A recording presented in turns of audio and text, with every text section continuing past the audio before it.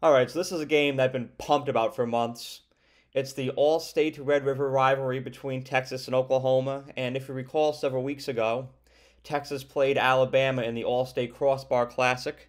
They won that game, and let me tell you, if they win this game too, Texas should explore all ways to make All-State their sponsor for all of their games remaining, because at that point they would just be a good luck charm. And if there's any team, any organization that could make that a reality, it's Texas. I mean, they had their own television network for some time, so I think that they could definitely discover a way to make All-State their permanent sponsor moving forward for all of those games to be a good luck charm. But this Red River rivalry, I truly think that it's the pinnacle of college football. I love this game. I love this matchup, not just for the history between Texas and Oklahoma and all of the fantastic games that have taken place between those two teams, but it's the venue at the Texas State Fair, at the Cotton Bowl in Dallas. It's looking at the stadium and seeing the line that cuts straight through both sides, the orange side, the burnt orange side, the crimson side. It's amazing, the tradition that's in this game. So I can't wait to see another rendition of it unfold this Saturday. Let's start talking about Texas, who I think is the number one team in the country. You saw that in my rankings this week. I have them at number one. I think this is the most complete team in college football. And it's funny because I think that a lot of people try to find ways to discredit Texas for what they've done. Just because Texas hasn't had appealing results in past years does not mean that they're not going to have appealing results this year. The composition of this team is a lot different than it's been in past years, and I feel like people question Texas a lot. Well, surely they're bad in the second half. They're bad in the fourth quarter. They've always been. They always choke. They're Texas.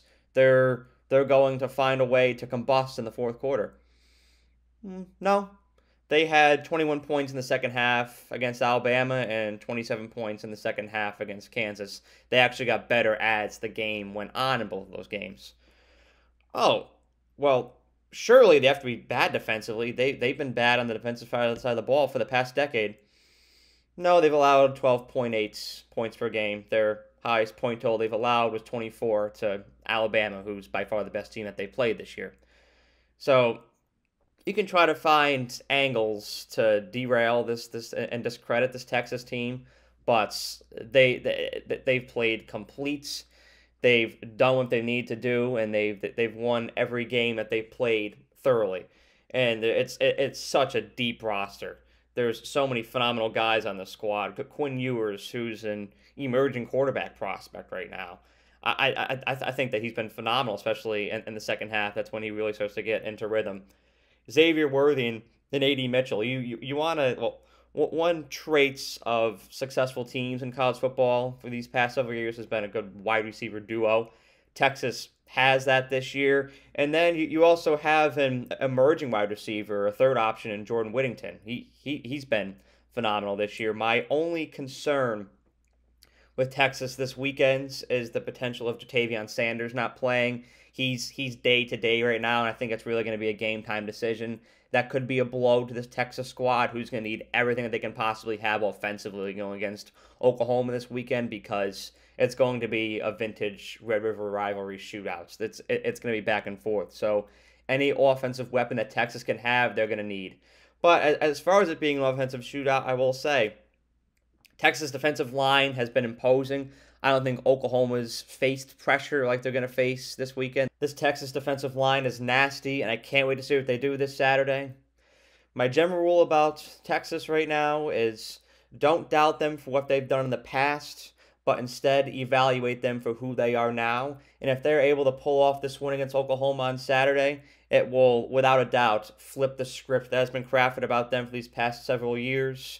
And the AP poll will have no choice but to put them as the number one team in the country, because at that point they will have beaten Alabama in Tuscaloosa, and they will have beaten one of the most explosive teams in the nation in Oklahoma. Speaking of Oklahoma, let's talk about the Crimson and Cream for a few minutes here. Dillon Gabriel, I know I just talked about that Texas defensive line. Dylan Gabriel is a quarterback who's equipped to take that defensive line and its pressure on. He has great escapability. He's great with his legs. He'll be able to get outside of the pocket and extend plays. But I think that perhaps the most impressive statistic about Dylan Gabriel right now is that on the year he has a 75% completion percentage. That is off the charts. That is astronomical. And if he can continue that consistency this Saturday, if he can weave that into his game this Saturday, I think Oklahoma has a fantastic shot of winning this game. It's going to be all about consistency. It's going to be all about playing a complete game for Oklahoma on Saturday, all 4 quarters, sustaining that intensity from the first snap to the last snap. The one criticism against Oklahoma this year, and I think it's plausible, they haven't really been challenged yet. Their 2 conference games have been against Cincinnati and Iowa State, who have struggled to gain traction, especially find identity on the offensive side of the ball this year. They allowed 20 points to Iowa State, who lost to Ohio earlier this year, and that Cincinnati game was just sloppy. So a lot of your Oklahoma critics are using that as evidence against them for this weekend, and it's plausible. I see where people are coming from when they formulate that claim. Just because that Cincinnati game looks sloppy, just because Oklahoma allowed more points to Iowa State than people thought that they should have, does not mean that they're not capable of winning this game this Saturday. And those critiques, they're justified, but I think that people may be looking into that a little bit deeply too. It's you can have off Saturdays on defense. That's a thing. So don't critique Oklahoma too harshly, but instead look at what they've done fantastically this year. It's funny, I made a video this summer about if Oklahoma could stay relevant in these coming years, because if they were to underperform this year as well, they could have very well turned into that Nebraska story that I mentioned in that video. But they reversed their fortunes from last year, and they look like a completely different team with a completely different identity. They're maximizing their potential. They're 5-0 so far. They're actually 1 game away from tying their win total last year. So Oklahoma's on a fantastic pace. Even if they do lose this game against Texas on Saturday, they're still way ahead of schedule compared to where they could have been. So props to Oklahoma. I think that when these teams meet this Saturday, it's going to be a shootout. For people who like offense, it's going to be a phenomenal game. People like myself who appreciate offense, it's going to be riveting. And for people who don't like offense, it's going to be a long afternoon. You may want to change the channel, because I think Texas is going to win this thing 52-42. But I do. I think it's going to be that high scoring. It's going to be that high octane of a game. Greg Sankey, the SEC commissioner, will be in attendance, as this is the last time this game will be played as a Big 12 matchup. This will be an SEC game next year. So a lot of change coming in college football, a lot of change on the horizon. But let's appreciate this game for what it is. An absolute barn burner, a game that could be a Big 12 championship preview, and a matchup between 2 historical blue bloods who have some bad blood between each other. Have a great day. Thank you so much for watching this video. I really appreciate you and the time that you took out of your day to watch the video. And if you enjoyed it, please be sure to like the video and share it, as well as subscribe to The Era. The more likes and subscribers I get on this channel, the more resources I can attain, and the more resources I can attain, the more value I can provide to you, the viewer.